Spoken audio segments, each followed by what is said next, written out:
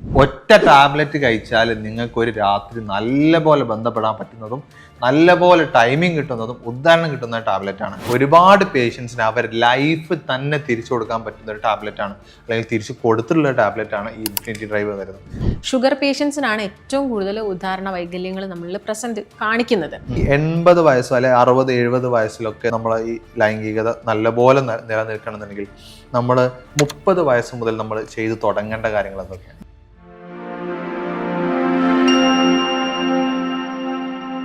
Convo ഹെൽത്തിന്റെ പുതിയൊരു വീഡിയോയിലേക്ക് എല്ലാവർക്കും സ്വാഗതം. നിങ്ങളിത് കണ്ടോ, ഇൻഫിനിറ്റി ഡ്രൈവ്. ഒരുപാട് ആളുകൾക്ക് ഉദാഹരണ പ്രശ്നവും ശീഘ്രസ്ഖലനവും സ്റ്റാമിനയുടെ പ്രശ്നവും ടൈമിംഗ് ഇല്ലാത്ത പ്രശ്നമൊക്കെ സിമ്പിളായിട്ട് മാറ്റി കൊടുത്തതാണ്. ഇത് വെറും ഒറ്റ ടാബ്ലറ്റ് കഴിച്ചാൽ നിങ്ങൾക്ക് ഒരു രാത്രി നല്ലപോലെ ബന്ധപ്പെടാൻ പറ്റുന്നതും നല്ലപോലെ ടൈമിംഗ് കിട്ടുന്നതും ഉദാഹരണം കിട്ടുന്ന ടാബ്ലറ്റ് ആണ്. ഇതെന്താണ്, അല്ലെങ്കിൽ ഇതിന്റെ ബെനിഫിറ്റ് എന്താണെന്നുള്ളത് ഡോക്ടറോട് തന്നെ നമുക്ക് ചോദിക്കാം. കാരണം ഒരുപാട് പേഷ്യൻസിന് അവർ ലൈഫ് തന്നെ തിരിച്ചു കൊടുക്കാൻ പറ്റുന്ന ഒരു ടാബ്ലറ്റ് ആണ്, അല്ലെങ്കിൽ തിരിച്ചു കൊടുത്തിട്ടുള്ള ടാബ്ലറ്റ് ആണ് ഈ ഇൻഫിനിറ്റി ഡ്രൈവ് വരുന്നത്. ഡോക്ടർ എക്സ്പീരിയൻസിൽ എന്തായിരുന്നു ഈ ഒരു ഇൻഫിനിറ്റി ഡ്രൈവ് കഴിച്ച സമയത്ത് നമ്മൾ പേഷ്യൻ്റ് ഉണ്ടായിരുന്ന മാറ്റം? ഇപ്പോൾ നമ്മൾ ഇൻഫിനിറ്റി ഡ്രൈവ് എടുത്ത് നോക്കുകയാണെങ്കിൽ ഈ ഒരു ടാബ്ലറ്റിനകത്ത് നമുക്ക് കൂടുതലായിട്ടും അശ്വഗന്ധ, അമുക്കുരം വരുന്നുണ്ട്, ഞെരിഞ്ഞിൽ വരുന്നുണ്ട്. അപ്പോൾ അത്തരം മെഡിസിൻസ് ഒക്കെ തന്നെയാണ് കൂടുതലായിട്ടും വരുന്നത്. അപ്പോൾ ഇത് കഴിച്ച സമയത്ത് അവരിൽ ആ നഷ്ടപ്പെട്ട ഉദാഹരണം തിരിച്ചു കിട്ടിയിട്ടുണ്ട്. പിന്നെ നമ്മൾ കണ്ടീഷനും കൂടി നോക്കണം. എല്ലാ കേസുകളിലും നമുക്ക് ഇത് കൊടുക്കാൻ പറ്റുമെന്ന് ചോദിച്ചു കഴിഞ്ഞാൽ ഇപ്പം പ്രോസ്റ്റേറ്റിൻ്റെ ബുദ്ധിമുട്ട് കാരണം ഉദാഹരണ പ്രശ്നങ്ങൾ വരുന്ന ആളുകളുണ്ട്. അപ്പം നമ്മൾ ആദ്യം തന്നെ അവർക്ക് പ്രോസ്റ്റേറ്റിൻ്റെ പ്രശ്നം ക്ലിയർ ചെയ്യുക, അതിൻ്റെ കൂടെ നമ്മൾ ഈ മെഡിസിനും കൂടി കൊടുക്കുമ്പം അവർക്ക് നല്ല ചേഞ്ചസ് വരുന്നുണ്ട്. അപ്പം ഉദാഹരണ പ്രശ്നത്തിന് അല്ലെങ്കിൽ ഉദാഹരണ വൈകല്യങ്ങളിൽ എന്തൊക്കെയാണ് കാരണങ്ങൾ എന്ന് നിങ്ങൾ ആദ്യം മനസ്സിലാക്കണം.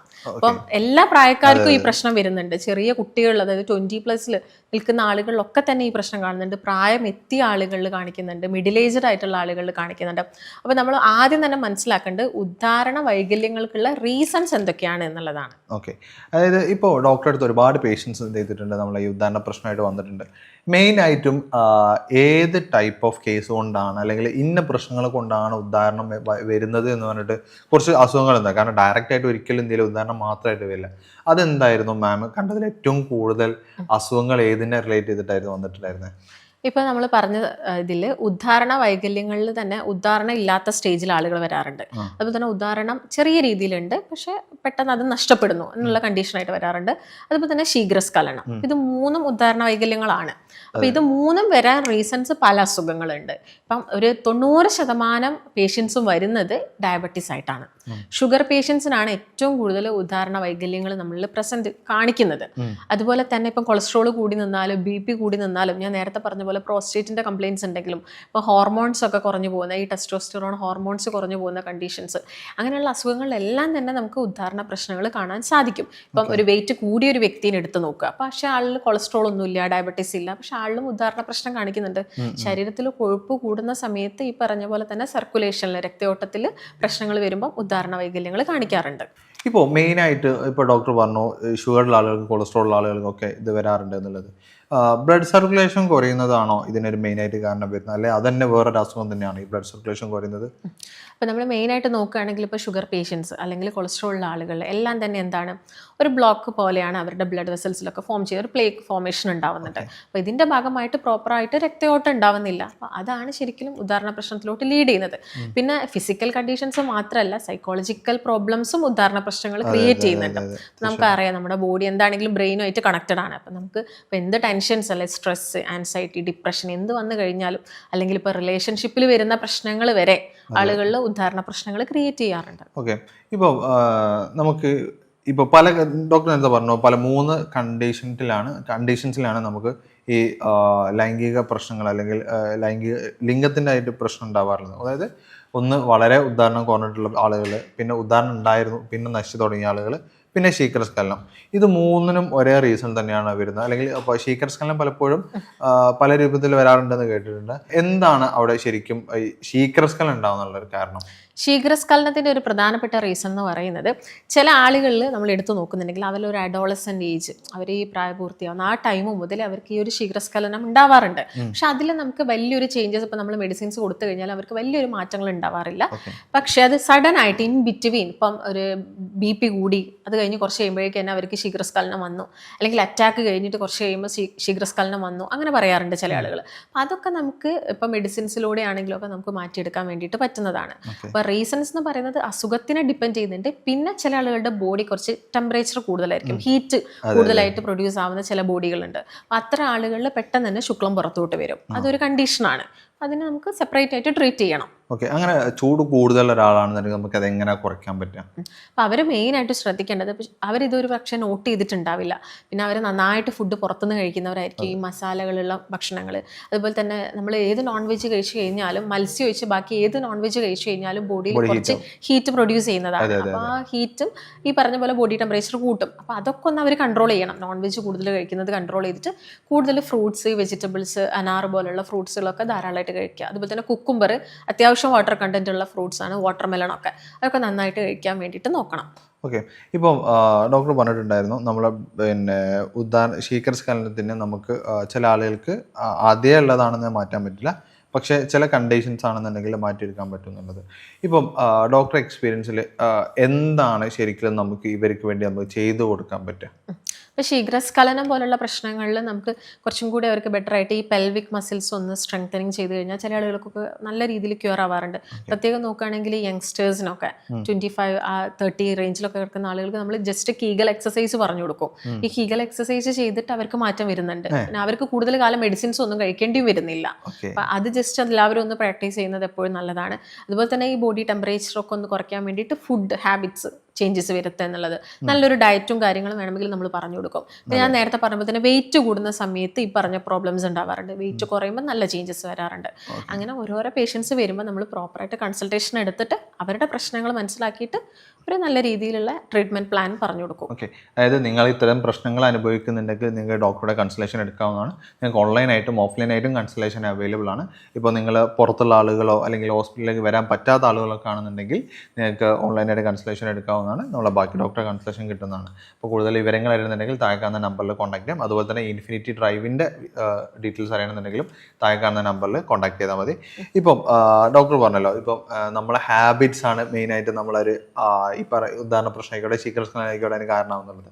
ഇപ്പം പല ആളുകളും പണ്ടത്തെ ആളുകളൊക്കെ പറയുന്നത് കേട്ടിട്ടുണ്ട്, ഒരു 70-80 വയസ്സായാലും അവർക്ക് ഇപ്പോഴും അവർ യങ് ആണ്, അവർക്ക് എന്ത് ചെയ്യും മറ്റേ ഇപ്പം ലൈംഗികപരമായിട്ടുള്ള ഒരു പ്രശ്നങ്ങളൊന്നുമില്ല, അവർ ഫുള്ള് ഹാപ്പിയാണ്, അവരെല്ലാ കാര്യങ്ങളും നടക്കുന്നുള്ളത്. പക്ഷേ ഇപ്പോഴത്തെ യങ് ജനറേഷനെ നോക്കുന്ന സമയത്ത് അവർക്ക് 40 വയസ്സാകുന്ന സമയത്തും, ഞാൻ പല ഡോക്ടേഴ്സായിട്ട് സംസാരിക്കുന്ന സമയത്ത് പറയുന്നതാണ് 40 വയസ്സ് കഴിയുമ്പോഴേക്ക് തന്നെ ഈ ഉദ്ധാനത്തിൻ്റെ പ്രശ്നങ്ങൾ ഉണ്ടാവാറുണ്ട്, ശീഘ്രസ്ഖലനത്തിൻ്റെ പ്രശ്നം ഉണ്ടാവാറുള്ളത്. ശരിക്കും ഈ 80 വയസ്സോ അല്ലെങ്കിൽ 60-70 വയസ്സിലൊക്കെ നമ്മൾ ഈ ലൈംഗികത നല്ലപോലെ നിലനിൽക്കണമെന്നുണ്ടെങ്കിൽ നമ്മൾ 30 വയസ്സ് മുതൽ നമ്മൾ ചെയ്ത് തുടങ്ങേണ്ട കാര്യങ്ങൾ എന്തൊക്കെയാണ്? ഒരുപാട് ആളുകൾക്ക് കുറേ ഹാബിറ്റ്സ് ഉണ്ട്. ഈ പറഞ്ഞ പോലെ പുകവലി, മദ്യപാനം, ഇതൊന്നും അവർ ആദ്യത്തെ സ്റ്റേജുകളിൽ അവർ പുകവലിക്കുന്ന സമയത്തൊന്നും അവർക്ക് പ്രശ്നം വരുന്നില്ല. പക്ഷെ പുകവലി എന്ന് പറയുന്നത് നേരത്തെ പറഞ്ഞ പോലെ ശീഘ്രസ്ഖലനത്തിന് വലിയൊരു കാരണമാണ്. അപ്പോൾ നമ്മൾ കൂടുതലായിട്ട് സ്മോക്ക് ചെയ്യുന്ന സമയത്ത് ബ്ലഡ് വെസൽസിനകത്തുള്ള ടെമ്പറേച്ചർ കൂടുകയും പെട്ടെന്ന് അത് ചുരുങ്ങി പോവുകയും ചെയ്യുന്നുണ്ട്. അപ്പം അത് നിങ്ങളെല്ലാവരും എന്ത് ചെയ്യണം, ഒന്ന് ശ്രദ്ധിച്ചിട്ട് കൺട്രോൾ ചെയ്യാൻ വേണ്ടിയിട്ട് നോക്കുക. പിന്നെ ബോഡി വെയിറ്റ് കൂടുന്നത് വലിയ പ്രശ്നമാണ്. അപ്പം കഴിഞ്ഞ ദിവസം തന്നെ ഒരു പേഷ്യൻറ്റ് സെയിം ഈ ഒരു ഇറക്ഷൻ പ്രോബ്ലം ഒക്കെ ആയിട്ട് വന്നതാണ്. അപ്പോൾ ആൾക്ക് നമ്മൾ മെഡിസിൻസ് കൊടുത്ത സമയത്ത് ചേഞ്ചസ് വന്നു, പക്ഷേ കംപ്ലീറ്റ് ആയിട്ടുള്ള ഒരു മാറ്റം വന്നില്ല. അപ്പോൾ നമ്മൾ കംപ്ലീറ്റ് ആയിട്ടുള്ള ആളുടെ ഒരു ലൈഫ് സ്റ്റൈൽ ഹിസ്റ്ററി ഒക്കെ എടുത്ത സമയത്ത് നന്നായിട്ട് ഔട്ട്സൈഡ് ഫുഡ് കഴിക്കുന്നുണ്ട്, ഫാസ്റ്റ് ഫുഡ് നന്നായിട്ട് കഴിക്കുന്നുണ്ട്. അപ്പോൾ അതെല്ലാം ഒന്ന് കൺട്രോൾ ചെയ്ത് ആൾക്ക് ഈ മെഡിസിനും കൂടി ആയപ്പോൾ ആളുടെ പ്രശ്നം 90% ക്യൂർ ആയി എന്നാണ് ആൾ പറഞ്ഞിരിക്കുന്നത്. ആൾ നല്ല ഹാപ്പിയാണ് ആ ഒരു കാര്യത്തിൽ. അപ്പം ഞാൻ പറഞ്ഞ പോലെ ഇപ്പം 25 വയസ്സുള്ള ആളുകൾ എടുത്ത് നോക്കുകയാണെങ്കിൽ നമ്മൾ ഷുഗർ പ്രീ ഡയബറ്റിക് സ്റ്റേജിൽ കാണുന്നുണ്ട്. എല്ലാവരും തന്നെ ഒരു പ്രീ ഡയബറ്റിക് സ്റ്റേജിലാണ്. അപ്പോൾ അതെല്ലാം നിങ്ങൾ തന്നെ കൺട്രോൾ ചെയ്യുക എന്നുള്ളതാണ്. ആദ്യം ടെസ്റ്റുകളും കാര്യങ്ങളൊക്കെ ചെയ്തിട്ട് കൺട്രോൾ ചെയ്യുക. പിന്നെ ഈ പറയുന്ന ഇപ്പോഴത്തെ പാക്കേജ്ഡ് ഫുഡുകൾ അല്ലെങ്കിൽ കൂടുതൽ കെമിക്കൽസ് ഉള്ള ഫുഡുകളൊക്കെ കോസ് ചെയ്യുന്ന ഒരു പ്രധാനപ്പെട്ട കാരണമാണ് ഹോർമോൺസിനെ കുറയ്ക്കുക എന്നുള്ളത്. ഈ ടെസ്റ്റോസ്റ്ററോൺ ഹോർമോൺസ് ഒക്കെ നന്നായിട്ട് കുറയുന്നുണ്ട്. പ്രത്യേകിച്ച് ചെറിയ കുട്ടികൾ വന്നിട്ട് പറയുന്നത് ഹെയർ ഫോൾ ഉണ്ട്, പെട്ടെന്ന് മസിലൊന്നും അങ്ങ് തൂങ്ങിപ്പോകുന്നു, മസിൽ അത്ര ഒരു സ്ട്രെങ്തനിങ് കിട്ടുന്നില്ല. അതുപോലെ തന്നെ ഈ ബിയർഡ്, താടി കാര്യങ്ങളൊക്കെ പെട്ടെന്ന് കൊഴിഞ്ഞു പോകുന്നു. ഇതൊക്കെ ഒരു പക്ഷേ ഹോർമോൺസ് കുറയുന്നതുകൊണ്ടായിരിക്കാം. ഇതൊക്കെ നിങ്ങളുടെ ഫുഡാണ് നിങ്ങൾക്ക് മാറ്റം വരുത്തുന്നത്. വരുന്നത്. അതാണ് ഇപ്പം പണ്ടുള്ള ആളുകൾ എടുത്തു നോക്കുക, ഇപ്പം 70-75 വയസ്സുള്ള ആളുകൾക്ക് എടുത്തു നോക്കുകയാണെങ്കിൽ അവർക്ക് അത്ര പ്രശ്നങ്ങളില്ല. അവർക്ക് ഈ പറയുന്ന വലിയ പ്രശ്നങ്ങൾ, കാരണം ഒന്നാമത് അവർ വീട്ടിൽ നിന്നുള്ള ഫുഡായിരുന്നു, പക്ഷെ വീട്ടിൽ നിന്നുള്ള ഫുഡ് കഴിക്കുമ്പോഴും അവർക്കൊരു കൺട്രോൾ ഉണ്ടായിരുന്നു എന്നുള്ളതാണ്. അവർക്ക് അത്യാവശ്യം എക്സസൈസ് ഉണ്ട്, അവർ അത്യാവശ്യം ആക്ടിവിറ്റി ചെയ്തിട്ടുണ്ടായിരുന്നു. അപ്പോൾ അവർ ചോറ് ഓവർ കഴിക്കുന്നത് നല്ലതല്ല, പക്ഷെ ചോറ് അവർ കുറച്ച് കഴിക്കുന്നുണ്ടെങ്കിലും അവർക്ക് കുറച്ച് ആക്ടിവിറ്റി ഉണ്ടായിരുന്നു. പക്ഷെ ഇന്നത്തെ തലമുറയ്ക്ക് അങ്ങനെയല്ല. കൂടുതൽ അവരുടെ ഒരു ഹാബിറ്റ്സ് എന്ന് പറയുന്നത് റെസ്റ്റ് എടുക്കുക എന്നുള്ളതാണ്. ഇതാണ് അവരെ ഈ പ്രശ്നങ്ങളിലോട്ടൊക്കെ ഏർലി ലൈഫിൽ തന്നെ ലീഡ് ചെയ്യിക്കുന്നത്. ഓക്കെ, ഇപ്പോൾ ഡോക്ടർ നേരത്തെ പറഞ്ഞിട്ടുണ്ടായിരുന്നു ബോഡി ടെമ്പറേച്ചർ കൂടിയ ആളുകൾക്ക് ഈ പ്രശ്നങ്ങളുണ്ടാകുന്നില്ലേ. പക്ഷേ ഇതിപ്പോൾ ലൈഫ് സ്റ്റൈൽ അല്ലാതെ തന്നെ ഇപ്പോൾ വർക്കിംഗ് മെത്തേഡ്സും ഇതിനിപ്പോൾ കൂടുതൽ ഇരുന്ന് ഡ്രൈവേഴ്സ്, ഇപ്പം പിന്നെ അതുപോലെ IT ജോബുള്ള ആളുകൾ, ഈ ലോക്കോ പൈലറ്റ് പോലെ, അതായത് അവരൊക്കെ ഒരു ചൂടല്ലെങ്കിൽ പോലും അവർ ഇരുന്നിട്ടും അല്ലാതെ എക്സ്റ്റേണലി ചൂട് ഉണ്ടാവുന്ന സിറ്റുവേഷനിലേക്കാണ് അവർ കടന്നു പോകുന്നത്. അപ്പോൾ അങ്ങനെയുള്ള സാഹചര്യത്തിൽ നമ്മളെ ബോഡി ടെമ്പറേച്ചർ കുറയ്ക്കാൻ നമുക്ക് എന്താ ചെയ്യാൻ പറ്റുക? കണ്ടിന്യൂസ് ആയിട്ട് ഡ്രൈവ് ചെയ്യുന്ന ആളുകളൊക്കെ ആണെങ്കിൽ ഇൻ ബിറ്റ്വീൻ ഒന്ന് റെസ്റ്റ് എടുക്കണം. ജസ്റ്റ് ഇപ്പോൾ നമ്മൾ ബൈക്കിലൊക്കെയാണ് ട്രാവൽ ചെയ്യുന്നതെങ്കിൽ ഇൻ ബിറ്റ്വീൻ നിങ്ങൾ കുറച്ച് സമയം ഒന്ന് മാറി നിൽക്കണം എന്നുള്ളത്. കാരണം കണ്ടിന്യൂസ് ആയിട്ട് അവിടെ ചൂട്, അവർക്ക് വേറെ ഓപ്ഷനും ഇല്ല. അല്ലെങ്കിൽ നിങ്ങൾ വേറെ ജേണി, അതായത് ബസ്സോ ട്രെയിനോ അങ്ങനെ എന്തെങ്കിലും ഒന്ന് നോക്കണം. അതുപോലെ തന്നെ പിന്നെ നമുക്ക് ചെയ്യാൻ പറ്റുന്ന ഒരു പ്രധാനപ്പെട്ട കാര്യം എന്താ, നന്നായിട്ട് ബോഡി ടെമ്പറേച്ചർ നമ്മൾ കുറയ്ക്കാൻ വേണ്ടിയിട്ട് ഭക്ഷണ രീതികൾ മാറ്റം കൊണ്ടുവരിക എന്നുള്ളതാണ്. കാരണം ബാക്കിയുള്ള കാര്യങ്ങളൊന്നും ചിലപ്പോൾ ഇപ്പോൾ ലോക്കോ പൈലറ്റിനെ സംബന്ധിച്ചിടത്തോളം ആൾക്ക് ആ ജോലിയിൽ നിന്ന് മാറാൻ പറ്റിയെന്ന് വരില്ല. അപ്പോൾ നമുക്ക് ചെയ്യാൻ പറ്റുന്ന ഒരു കാര്യം എന്താണ്, നമ്മൾ ഭക്ഷണ രീതിയിൽ നന്നായിട്ട് ശ്രദ്ധിക്കുക. അപ്പം കൂടുതൽ ബോഡിയിൽ ടെമ്പറേച്ചർ ക്രിയേറ്റ് ചെയ്യുന്ന കാര്യങ്ങളൊന്നും നിങ്ങൾ ചെയ്യാതിരിക്കുക. ഇപ്പം സ്മോക്കിംഗ് അത് വലിയൊരു പ്രശ്നമാണ്, അത് ഒഴിവാക്കണം. അതുപോലെ തന്നെ ഫ്രൂട്ട്സുകളും അതുപോലെ തന്നെ വെജിറ്റബിൾസും വാട്ടർ കണ്ടന്റ് ഉള്ള വെജിറ്റബിൾസൊക്കെ കൂടുതലായിട്ടും കഴിക്കുക. അങ്ങനെയുള്ള കാര്യങ്ങളൊക്കെയാണ് മെയിനായിട്ടും ശ്രദ്ധിക്കേണ്ടത്. ഓക്കെ, അപ്പോൾ ഇത്തരം ബുദ്ധിമുട്ടുകൾ നിങ്ങൾ അനുഭവിക്കുന്നുണ്ടെങ്കിൽ, അതായത് ശീഘ്രസ്ഖലനോ അല്ലെങ്കിൽ ഉദാഹരണത്തിൻ്റെ പ്രശ്നങ്ങളോ അല്ലെങ്കിൽ ടൈമിംഗ് കിട്ടാത്ത പ്രശ്നം, സ്റ്റാമിന പ്രശ്നങ്ങൾ, ഇത്തരം കാര്യങ്ങൾ അനുഭവിക്കുന്നുണ്ടെങ്കിൽ നിങ്ങൾ ധൈര്യമായിട്ട് ഡോക്ടറെ കോൺടാക്ട് ചെയ്യാവുന്നതാണ്. നിങ്ങൾക്ക് ഓൺലൈനായിട്ടും ഓഫ്ലൈനായിട്ടും കൺസൾട്ടേഷൻ അവൈലബിൾ ആണ്. അതുപോലെ തന്നെ നിങ്ങൾക്ക് ഇൻഫിനിറ്റി ഡ്രൈവിനെ കുറിച്ച് കൂടുതൽ അറിയണമെന്നുണ്ടെങ്കിലും താഴെ കാണുന്ന നമ്പറിൽ കോൺടാക്ട് ചെയ്താൽ മതി. നിങ്ങൾ ലിങ്ക് ക്ലിക്ക് ചെയ്യുകയാണെന്നുണ്ടെങ്കിൽ നേരെ വാട്സപ്പ് ത്രൂ നിങ്ങൾക്ക് കൺസൾട്ടേഷൻ എടുക്കാവുന്നതാണ്.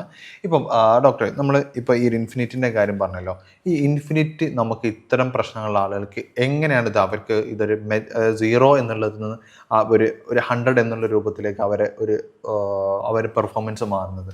അപ്പോൾ ഇതിനകത്തുള്ള ഇൻഗ്രീഡിയൻസ് നമ്മൾ നേരത്തെ പറഞ്ഞല്ലോ, അമുക്കുരുണ്ട്, ഞെരിഞ്ഞിലുണ്ട്, ഇത്തരം കാര്യങ്ങളൊക്കെ ചെയ്യുന്നത് നമ്മുടെ ബോഡിയിലെ സർക്കുലേഷൻ ഇമ്പ്രൂവ് ചെയ്യുന്നതിന് ഹെൽപ്പ് ചെയ്യുന്നുണ്ട്. അതുകൊണ്ട് തന്നെ അവർക്ക് ഇത് നല്ല രീതിയിൽ സ്റ്റാമിന ബൂസ്റ്റ് ആവുന്നുണ്ട്. അതുപോലെ തന്നെ ഹോർമോൺസ് നല്ല രീതിയിൽ കൂട്ടിയെടുക്കുന്നുണ്ട്. കൗണ്ട് കുറവുള്ള ആളുകളിൽ അതിലും ചേഞ്ചസ് വരുത്തുന്നുണ്ട്.